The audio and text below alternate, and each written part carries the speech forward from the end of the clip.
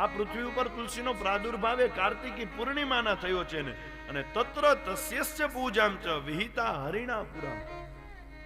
ભગવાન હરિએ સ્વયં તુલસીની પૂજા પૃથ્વી લોક ઉપર કરી હતી જ્યારે પધાર્યા ત્યારે. એટલે કાર્તિકી પૂર્ણિમાના દિવસે શક્ય હોય તો 1650 થી આ તુલસીની પૂજા કરવી. જે વ્યક્તિ કાર્તિકી પૂર્ણિમાના દિવસે તુલસી પત્ર અથવા તો તુલસીનું જે કંઈ પણ વૃક્ષ હોય એની પૂજા કરે તો એ વૈકુંઠનો વાસી થાય છે.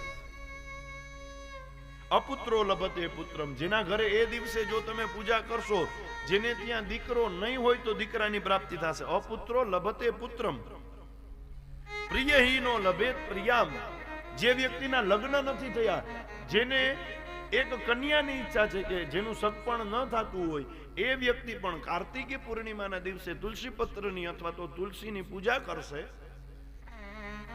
તો એને સ્ત્રીની પ્રાપ્તિ થશે. બંધુહીનો લભતે બંધુ. કોઈનો ભાઈ પોતાની સાથે ના બોલતો હોય તો એ વ્યક્તિએ